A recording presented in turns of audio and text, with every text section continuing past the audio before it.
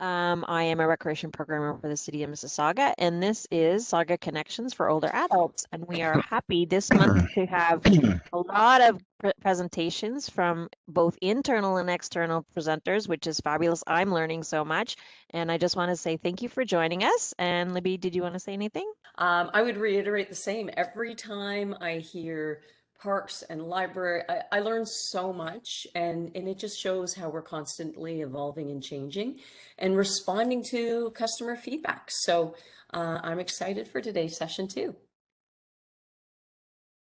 All right, well, thank you so much, everyone. We'll just start with a brief overview here. So today is the 10th, and we once again welcome to Saga Connections and the 2021 Virtual Mississauga Older Adult Expo. We are using WebEx events, so the interface that you see is a bit different from our normal WebEx meetings. The toolbar at the bottom, you will see you'll have your unmute, start video, and the little reactions button, which is where you'll be able to raise your hand if you do have any questions. And also on the bottom right-hand corner, you'll see there's a participant list and also the chat box where you can put questions as well. Some guidelines are act and speak respectfully, one question at a time. Please keep your mics muted during the presentation. You use the chat feature to answer questions or wait until the end of the presentation. We'll open it up. And this event is being recorded, so that's why you're unable to see the participants and will be muted during the presentations. So today, for the 10th, we welcome Dan Sadler with the Accessibility Planning, and we also have the libraries with us. So we'll be learning about two different departments within the city and what they do as far as their services. And just a quick thank you to our event sponsor, Evergreen Retirement Community. So first we'll be starting with Dan. So I'm just going to stop sharing and pass over the rights to you.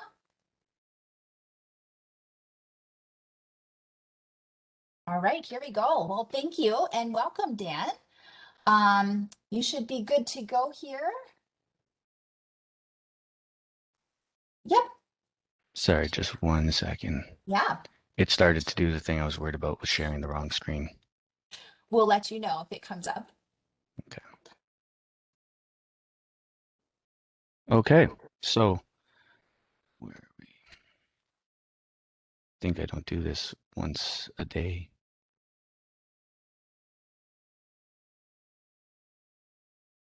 We good? Everyone, thumbs up? Okay, perfect. We see your full screen. You're good to go. Okay, so good morning, everyone. Hopefully this hits the mark here. I wasn't sure exactly the audience and everything, and I wasn't sure the familiarity with accessibility in general. So I've taken a different approach than I would often take, which will be talking about accessibility in a general sense. And I'll touch on some of the stuff that we are doing at the City of Mississauga, but I really want to take the opportunity to raise awareness in general. So to start, does anybody recognize this picture? And I know I'm talking virtually to a group, so it's actually the Great Hall at City Hall. And I'd ask you to just take a look and see what you can see in this image. Because when I look at it, what jumps out to me right away are the stairs, the sunken middle piece down here, and of course there's booths. It looks like it's being set up for an event, but it also looks a bit dark. You know, there's a lot of good natural light up here, but it's pretty dark. And so this is what the Great Hall used to look like.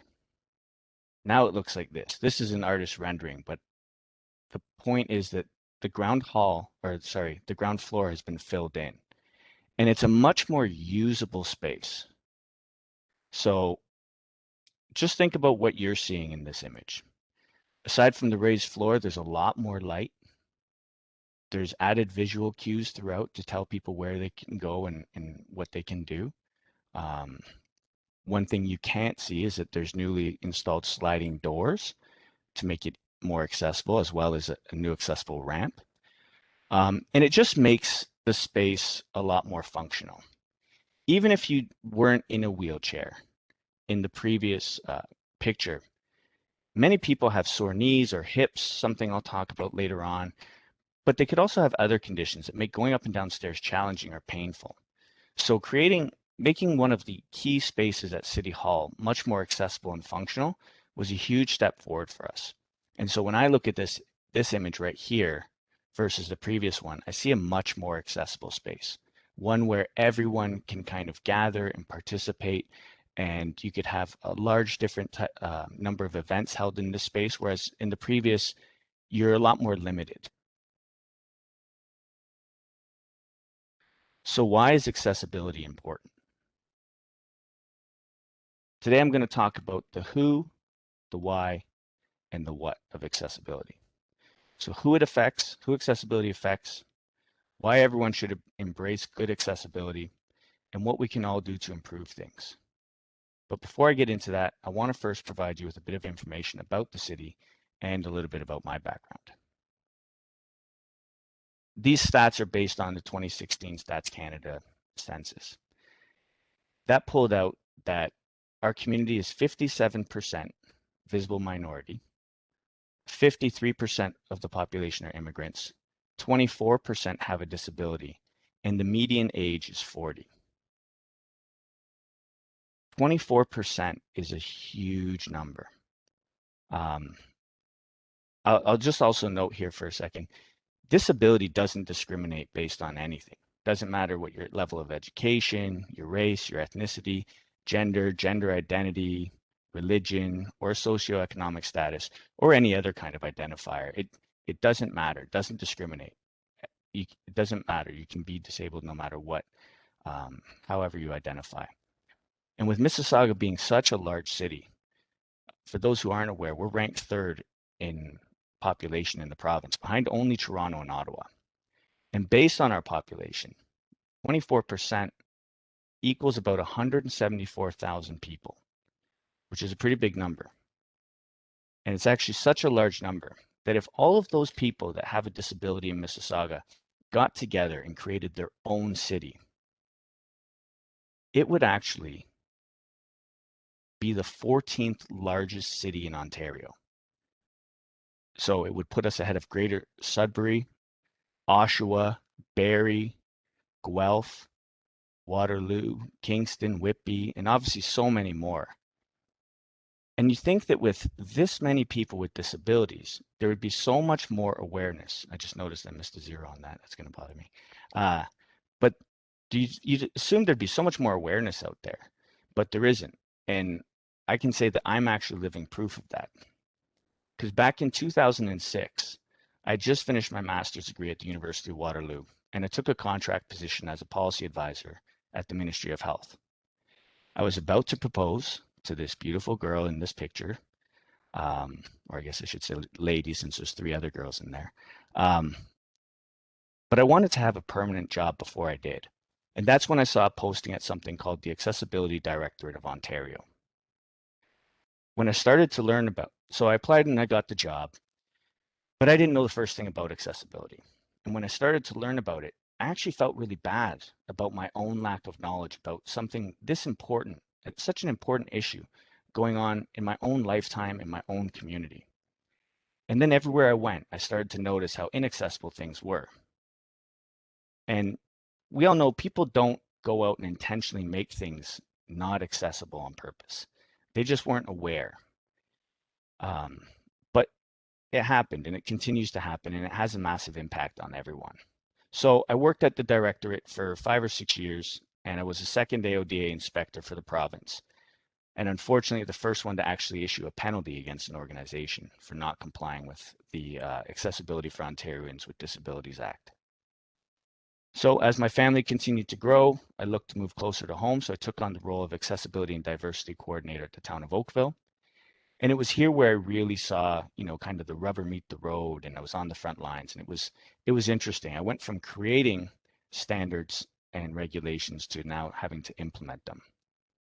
And I actually faced the hardest issue I've ever had to deal with as a public servant. And it came from a call about an issue that was actually outside the scope of my authority. One day a lady called and told me about her apartment building. She had lived there for over 30 years and had raised her kids there with her husband, but now she was living alone. And as she'd gotten older, she started to use a scooter to get around. The front entrance to her building had had stairs and no ramp. And there was a ramp for the building, but it was at the back of the building. And that entrance didn't have an automatic door operator for any of the 3 heavy doors she would have to open to get in. So how did she get in and out of her building? She had to call the super to see if they were around to open the door for her so she could leave. It's kind of terrible, right? But it gets worse.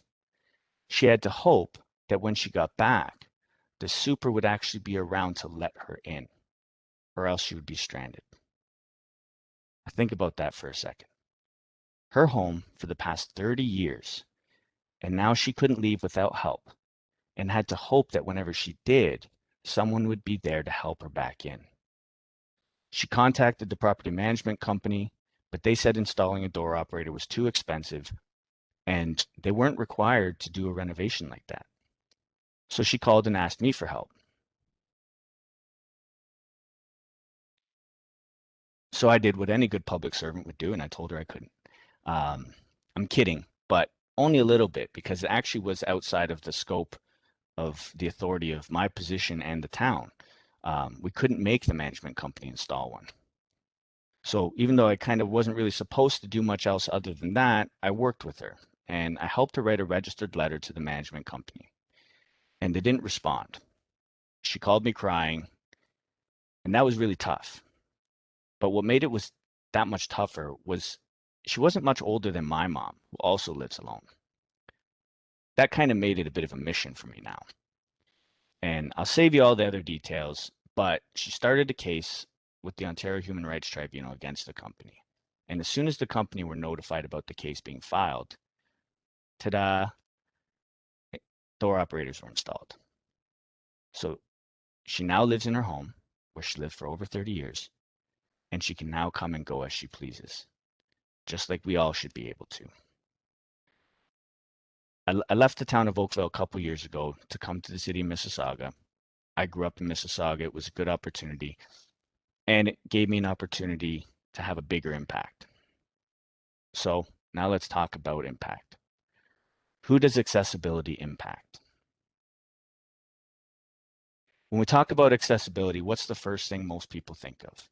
It's usually a ramp or automatic door operator or special parking spaces. And that's not necessarily wrong, but I want to try and broaden that. So when people think about accessibility, it's not just the physical elements that they're seeing every day. Because as I said before, it doesn't discriminate. Everyone here today has or will have at some point in their life a disability. It can be an older adult with a bad hip or knee trying to navigate steps, parents with strollers trying to get through doors that don't open automatically, or a delivery person trying to squeeze through a small door or path. Disability can be permanent or it can be temporary, but it's an issue that affects us all at some point. Now, what is the last thing most of us do before we go to bed nowadays? We usually grab a phone or a tablet and we're checking emails or texting, playing a game, or for some of the ambitious people out there, maybe we're reading. What's the first thing we do when we wake up? We usually grab the phone again, right? Or the tablet. Again, to check emails, but maybe we're looking for the weather, or when the new normal starts, maybe it'll be about traffic and how to get to work. So what if the people that made those web pages or apps didn't make them accessible? And you picked up your phone and you couldn't actually get the information you were looking for. The great thing about the web is it's fundamentally designed to work for everyone. It doesn't matter if you're using a Mac or a PC, what language you speak, where you are, or what level of ability you have. Everyone has access to the web. When done properly, The web is accessible to people with a diverse range of hearing, movement, sight, and cognitive ability. It's literally a game changer. It has the ability to radically change the impact of disability because it removes barriers to communication and interaction that many people face in the physical world. It can eliminate barriers to print, audio, and visual media, but that's only when it's done correctly. When website applications or tools are badly designed, they can actually create more barriers. Pardon me. Many of the advancements in our technology with smartphones, smart homes, text-to-speech so people are safe when they're driving, a lot of that's actually been driven by accessibility. Many people can now control their whole house. I'm a bit of a smartphone geek or smart home geek, and I probably don't utilize most of it, but I have Google Home and a lot of my stuff's connected. So now we can all just say, hey, Alexa, hey, Siri, hey, Google, and then ask them to do something for us. So, sorry. So I've been talking for a bit and I haven't said much about City aside from at the beginning, and I'm kind of contractually obligated to. So I'll mention this piece right off the bat here. After lots of hard work, testing, and then more hard work, last year we launched an updated and accessible website. So what does that mean? It means that our website is designed in a way to ensure people can perceive, understand, navigate, and interact with it.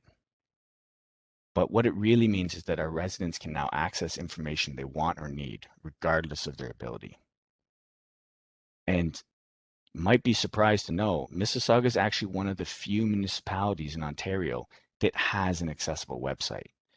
All of them are trying, and they're trying really hard, but we're one of the few that actually have done it so far. So, working in this area has enabled me to see an opportunity. And the opportunity is for how we can make life much more comfortable for everyone. It's kind of a big idea, but it starts with the little things.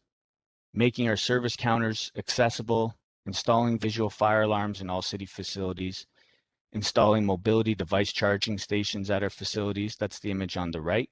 That is for when people are using a mobility scooter that's powered, they can come and actually plug in and charge. Similar to the similar to the woman that I was speaking about before who couldn't get in and out of her house. Imagine riding your motorized scooter somewhere and not having enough juice to get back home. This helps to eliminate that problem. We've started to add ASL interpreters to our events. When Mayor Crombie was doing her COVID-19 weekly press conferences, we had ASL interpreters. Could you imagine in a global pandemic not being able to get key information that you need to know what's available and what you can do? We also provide accessible workstations at our libraries. I know libraries going after me, so I try not to touch too much of their stuff. And we provide accessible recreation programs. We've also made sure that all of our staff have been trained on accessible customer service. So I kind of joked before about providing a single example about accessibility in Mississauga, but I could have spent the entire presentation talking just about that. But the combination of all these little things creates a much more comfortable environment for everyone. So why should everyone embrace accessibility? It makes good business sense. 1 in 2 people over the age of 65 have some form of disability. We have an aging population. Over 25% of all tourism needs will come from higher access needs. So you can only imagine the impact that could have on our economy. Anytime someone can't access our services or participate in one of our programs, we might not just lose their business, but we potentially lose the business of their friends and family. And the same is true of any business who doesn't consider accessibility. One person with a disability, such as being in a wheelchair, can actually determine where a large conference or a wedding takes place. So it makes really good business sense to consider accessibility. What can we all do to help to make Mississauga accessible? There's lots. And it's funny because I think the people that tuned in thought they were coming here to hear about different legislation and how great the city is related to accessibility. And it is. But I'm actually here kind of trying to recruit people because I want to get the message out and make the city a more accessible community. And a fully inclusive community is going to involve, it doesn't take just legislation like the AODA or an improved Ontario building code. It takes collaboration, determination, imagination, and realization. It's really just knowing that you as an individual can make a difference.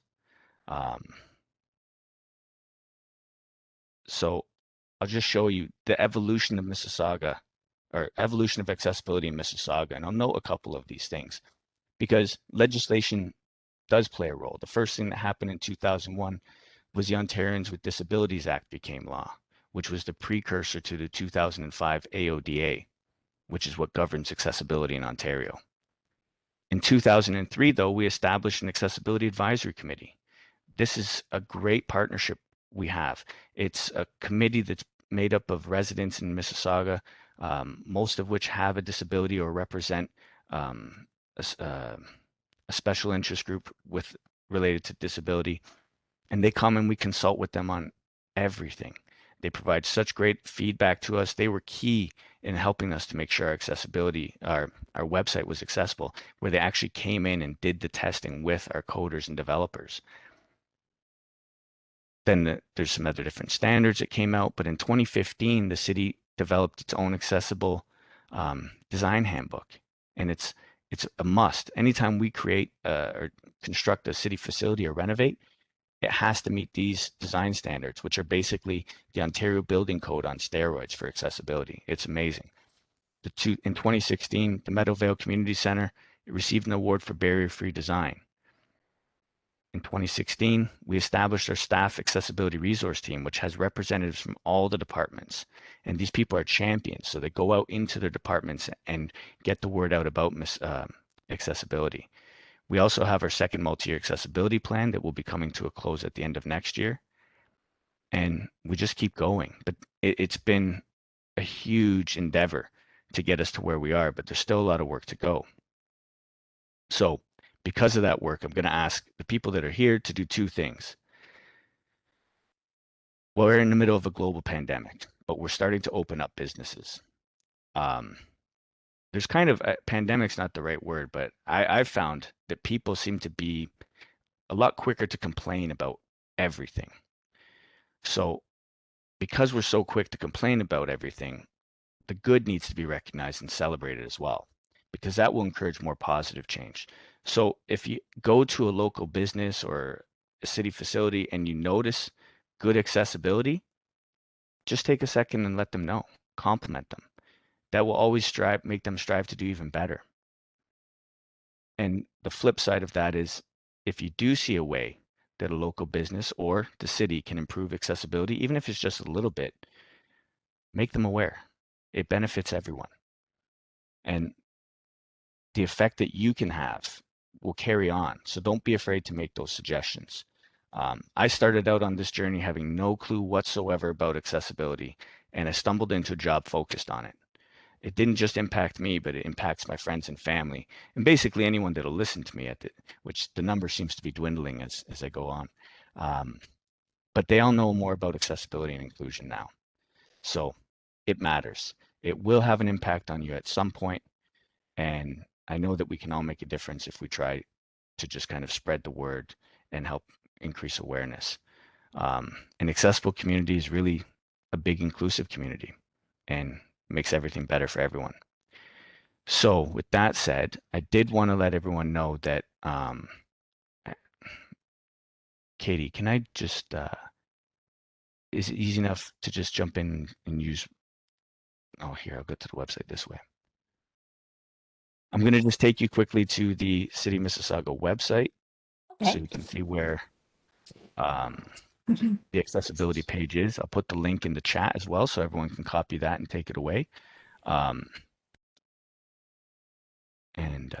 Sorry, I had to shut all my applications down because the last few times I've presented with anything open, it's crashed. And of course, didn't want that to happen today. So bear with me 1 second. I apologize for the delay.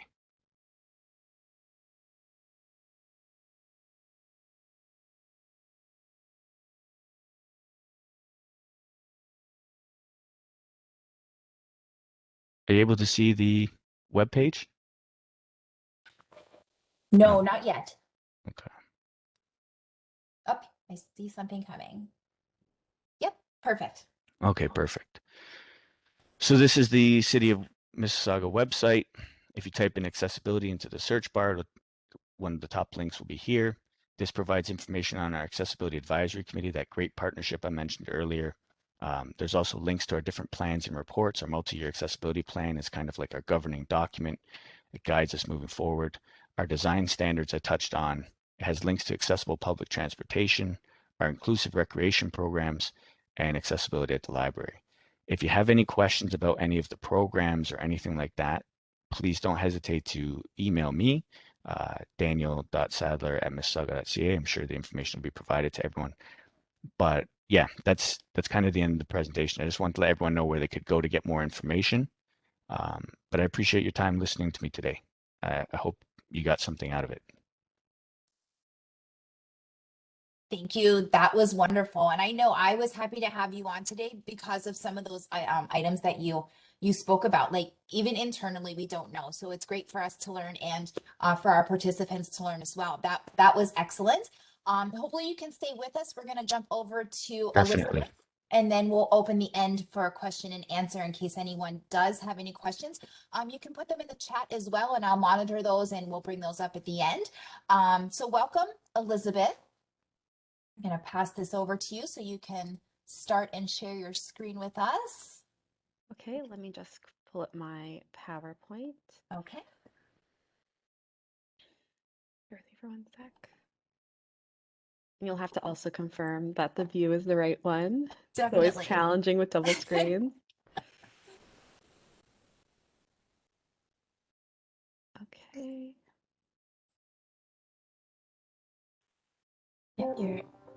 Yep, there it Okay, is. let me That's just move perfect. that. We can Okay, see it. perfect. Oh, sorry.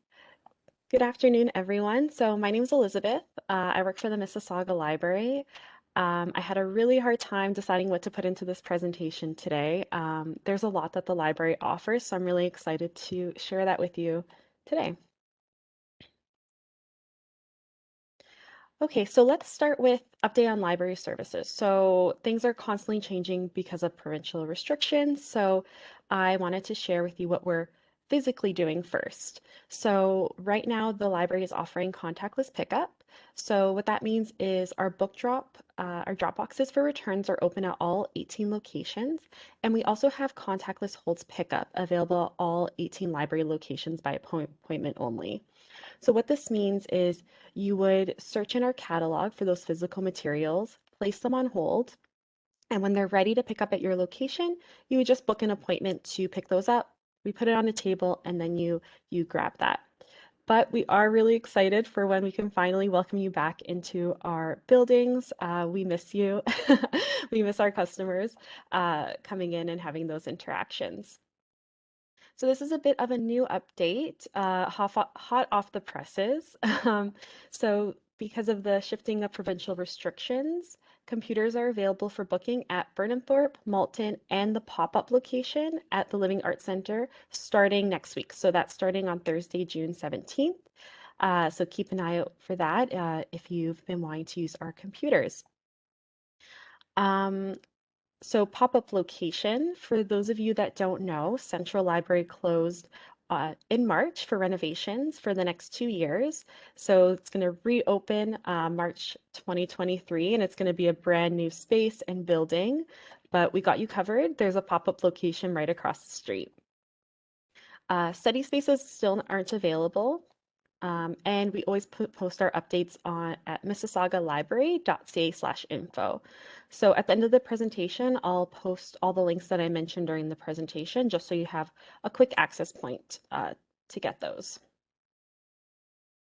So today I'm going to talk a lot about our online library services, stuff you can access right away, and kind of explain what we've changed in the last year, what's available, what's still there. There's been a lot. So library cards, how do you access materials at the library? So even though we're in contactless pickup, you can still register for that physical library card. How you would do that is you call or email your preferred library location, asking them for that library card. They'll guide you through the process, and you would pick up that library card at a contactless holds pickup appointment, and then we just verify your ID. So with that library card, you get access to all the virtual stuff as well as those physical collections. But if you don't want to go through that process, we have something called the virtual library card. And what that is, and I'll post the link after, you still have to live, work, or own property in Mississauga or go to school in Mississauga, be over 16, um, and you get access to a virtual library card. So with the virtual library card, you don't have access to that physical collection, but you have access to everything online. In the second part of the presentation, I'll go over what that is. But it's all our digital media and online services, our online learning resources, and so much more. We also have something called Ask Us. This is something we started at the beginning of the pandemic. So we don't have that face-to-face interaction anymore where someone can come to our desk and ask us a research question. So online, we have an Ask Us form. So you have a question, we'll answer it. You submit your question and contact information via the form, and then we email you back with your answer. So anything from gardening to community-based organizations in your area, our reference team is there to assist you. And my personal favorite, online programs. For online programs, you actually don't even need a library card, so that's open to anyone. And I'm going to go into all our exciting programs. I'm actually a program coordinator at the library, so you'll see I'm very excited about a lot of what we have to offer. Let's dive right in. So our online programs, right now we have registration open for our summer programs. So that's from June all the way to end of August. You can visit activemississauga.ca to register. When you provide your email, that's how you receive that program invite, and you receive those invites 24 hours before the start of the program. So what are we offering in June? We're offering a lot. So this evening we have a tech talk. The topic is Google Well. Chris Bint from Tech Coaches, who is amazing, will guide us through all the Google products. So not only YouTube or how to search on Google, but how to Chromecast, Gmail, Google Hangouts. There are way more Google things than I ever thought. So he's going to be there to speak a little bit how those all connect. So that's this evening at 7 p.m. if you're interested. Later in the month, Service Canada is joining us for a presentation. So that's on June 29th at 10 a.m. And they're going to go over benefits and credits for seniors. So they're going to go through what you didn't know you were eligible for and how to get those credits and benefits that you're entitled to. One of my favorites, Indigenous Learning Circle. So for those of you that might not know, on June 21st is National Indigenous Peoples Day, as well as this month is National Indigenous History Month. So we're running Indigenous Learning Circle. It's actually a program we run all year.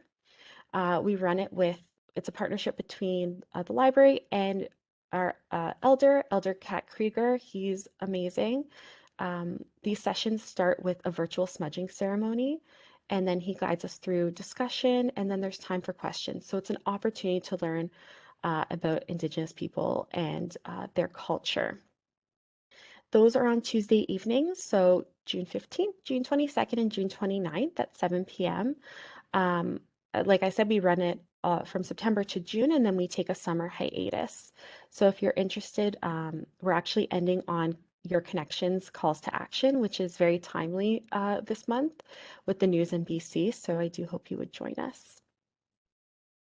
Next up, so June's a busy month with Seniors Month, Pride Month, Indigenous History Month. It's also Bike Safety Month. So we have some programs at the end of the month. So on June 22nd, we're going to have a bicycle repair workshop. That's a partnership with Active Transportation. So if you're a cyclist or you've started during the pandemic or know someone that has, we're going to be offering that on June 22nd at 7 p.m. And then we're going to be offering a Safe Cycling 101 on Thursday, June 24th at 7 p.m. as well. So a lot of new cyclists. Let's learn how to cycle safely on the roads. Something I'm really happy about, author talks. That's something we started in 2020. So that is a fireside chat with authors. It runs from September to June, and then we take our summer hiatus. So I just wanted to share our next two authors before we do that. So tomorrow, Friday, June 11th, from 7 to 8, we're going to be joined by Wabigashi Grace, author of Moon of the Crusted Snow. I just finished reading this. It's it's a dystopian book about the power going out in an Anishinaabe community, as well as the wider Canada. Sorry, but it really ties in Indigenous issues. So it's going to be a very interesting discussion tomorrow. And then we're finishing off our author talk series with Justin Ling on Friday, June 18th from 7 to 8. He wrote Missing from the Village. It's about Bruce MacArthur, the serial killer, and the 8 men he killed in the police investigation. So another really good book, as well as timely discussion. Okay, so going on into summer programming. So I pulled out a bunch of programs I thought would be of interest to this group. First up is our cookbook club. This is a new program. We actually had our first one this week. So cookbook club is for foodies, seasoned chefs, new chefs like me. Um, we have that on July 8th and August 10th at 7 p.m. So we basically cook a dish from the cookbook or blog. We made sure that um, each of these chefs have both of those. And we basically talk about cooking, what did we like, what we didn't like. If you don't want to cook a dish from that blog or cookbook, you can still come and talk about cooking. It's really fun and food really connects us. So it's a great discussion. Something else that was actually yesterday and we're continuing in the summer is wellness workshops. This is a partnership between Mississauga Recreation and Fitness and the library. So we are doing that on June 20th, a low and tone class, and on August 17th, the balance and core. The instructor leads us through the exercises, and then we have some related discussion after. If you've been to any of the fitness classes, you know how amazing those instructors are. I'm like their biggest advocate because I've started going religiously. Next up, we have our movie discussion club. So this is also running in June, but we are going to be running in the summer. It's the first Thursday of each month. So participants basically watch the movie beforehand and discuss the film during the program. All the films we choose are accessible through our electronic services. So that's Canopy and Hoopla, which I'll go into more detail after on how you use that. I did want to highlight our June 17th movie discussion club. We're doing A Man Called Ove, but we're going to be joined by Heart Hospice. The movie deals with death and grieving in the movie, so they're going to be there to help us facilitate that conversation. And of course, I have to mention book clubs. That's our bread and butter books.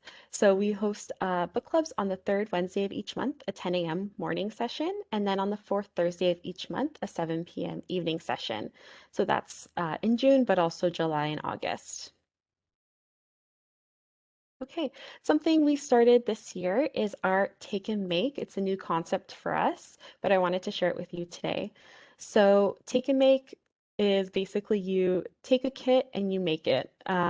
So we have one for Seniors Month. It's a Grow Your Own Dill Take and Make kit, and that started on June 8th. So you basically grab your bag from your preferred library location. It comes with a seed pod, dill seeds, a styrofoam cup, and a little stick so you can grow your own dill throughout the summer. This actually only took us a couple days to get this, so it grows quite fast. And we also have growing instructions on our YouTube channel.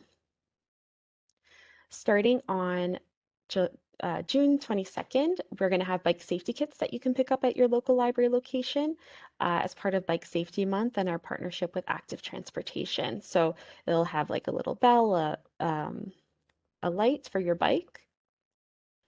So when you pick that up at your preferred library location, you do need a contactless holds appointment if we're still in this phase of service for either of these, which we are right now for Grow Your Own Dill. I recommend just calling your location first, just making sure they have it in stock, and then they can help you book your appointment. And of course, it's until supplies last. Okay, let's go into some library resources. So before we dive into that, the library is now on YouTube. I'm a really big advocate of our YouTube channel because it's fantastic and it's a great way to navigate the library. So we have our take and make instructional videos there. You'll see Elder Kat Krieger has done a wonderful video. I just watched that. And we also have videos on how you use our e-services and our online services. So something like Libby and Overdrive, which is where you access ebooks, we walk you through how that looks like on your desktop as well as the app, and they're very easy to follow. Just wanted to mention something that's going up on our YouTube channel on Tuesday, June 15th. We have a partnership with Chamber Music Society of Mississauga, and their harpist, Charlene Wallace, is going to do a performance for us that we've recorded, and it's going up on Tuesday at 9:30. So I've already watched it, and it's a beautiful piece of music. And those are our lovely staff, of course. Okay, so let's dive into services. We have a lot. I always tell people you shouldn't have to pay for ebooks or e-audiobooks or even digital magazines. Visit your local library. So, books, books, books. You can, of course, search our catalog and get that physical book. I like to do a mix of both. And you can also use Libby and Overdrive. Libby and Overdrive are owned by the same company, so that we just always kind of group them together. So if you hear me say Overdrive, it means Libby, and Libby means Overdrive. So you can borrow ebooks and e-audiobooks on your phone, tablet, and computer. You have 20 titles you can borrow at one time. It works kind of like our physical collection. So there are still holds lists. There's still a certain amount of copies that are available for borrowing. So once your item becomes available that you've put on hold, or if it was available, you can borrow it right away. You have 3 weeks and you can download it on your phone or your tablet, or you can just even read it on your desktop if you preferred. So it's one of my favorite services that we offer virtually, or sorry, electronically. And something that started this year that's continually growing. Now with your Mississauga library card, you can borrow ebooks and e-audiobooks from not only Mississauga, you have access to the London Public Library, Ottawa Public Library, Burlington Public Library, and Hamilton Public Library. Okay, so there's another service where you can get ebooks, but I've put it under movies and TV. We have something called Hoopla. And so for all of these, there's an app version, but you can use it on your desktop. Hoopla is probably my second favorite app and e-service that we have. With Hoopla, you can borrow ebooks, e-audiobooks, television series, music, films, and comics. And you have access to 15 titles a month. So at the beginning of the month, that resets. I usually at the end of the month try to check out the rest of my titles just so I have them. For ebooks and e-audiobooks, you have 3 weeks. Television series, you have a week, as well as music, and movies you have for 3 days. We just got Canopy this year, so some of you may not know Canopy. It's basically a database of documentaries, classics, and indie films. So with this one, you have access to 6 films a month and 2 great courses. So great courses are lectures taught by professors. And the great thing about any of our e-services is there's no fines, but also for Hoopla and Canopy, there's no wait list. So often I use Hoopla to bypass my Libby holds list. Okay, so newspapers and magazines. Again, you should never have to pay for a digital magazine or a newspaper. We got you covered. We have a service called Press Reader. So that's access to Canadian international magazines and newspapers in 60 languages. Again, it has an app and it has the desktop version. You can download the magazine or newspaper offline. So I use it for accessing the Globe and Mail, not only today's edition, but they do have back issues as well. Um, or if you know, miss that newspaper back home, um, it could be available here as well. So it's really good to get those newspapers that you may be missing, that you used to read. We also have a Toronto Star archive, so that's from 1894 onwards. Flipster is another service we have, sorry, and that has popular magazines like Maclean's, People, Hello. Um, so all these tutorials are on our YouTube channel, so I won't go too much into it. Um, and Libby and Overdrive also has magazines, so there's tons of content that you can access for free, and all that electronic stuff, no fines, which is nice. Okay, learning. So we never stop learning. So we have a couple, I wanted to highlight a couple things. You can always connect with our local history librarian. So if you want to learn about Mississauga history, you can email them at history.library@mississauga.ca. We also have Ancestry that you can use to research your family history, records, census data. Um, Before, this used to be only accessible in library, even though it's an electronic resource. Now, during the pandemic, it's available at home, so it's really accessible now. So if you're curious about your family history, check that out. We also have our historic images gallery and back issues of Mississauga's local papers. So something like the Port Credit paper, Mississauga News is there. And we have learning a new language with Mango. So I use Mango a lot. There's a desktop version in your app. It is good if you're really want to plan that trip or brush up on French, Italian. What I really like about this is you can download the lessons offline and you can record yourself saying the phrase. So there's courses and lessons, and you can record to see how it compares. And then LinkedIn Learning. So this is was previously lynda.com, and it's basically video tutorials on tech, creative lessons, as well as business lessons. So it's super accessible. They have stuff like Photoshop and so much more. Okay, so I'm just gonna skip over. No, I should do accessibility just to touch on it since Dan did. So accessibility services, we have something called a hotspot. I want to put this under accessibility because, you know, internet access may uh, not be there, or you might have limited internet access. So you can borrow a hotspot at the library, which basically is a little device that ensures you have Wi-Fi for your devices. So you can use it at home, on the go, whichever you prefer. We also have something called a homebound service. I'll put the link for our accessibility page so you can look at all of the services we offer. Next, I just wanted to mention our Mississauga Seed Library. So it is operating virtually. I wanted to mention this because you can still request up to 4 packets of seeds per household with a pickup at Port Credit Library. So I'll put the link in the chat. Previous to COVID, this used to operate out of Port Credit Library, and it was a collection where you could grab your seeds for your growing season, become a member, and then return your seeds at the end of the growing season. So right now we're doing it virtually, and you can request these seeds on the Seed Library page via an online form, and then Port Credit Library will contact you when they're ready for pickup. So it's just a great service to have some food literacy and endorse growing in our community. Okay, so before I wrap up, I realize I went a bit over time. Sorry, just there's always so much that I want to squeeze in there.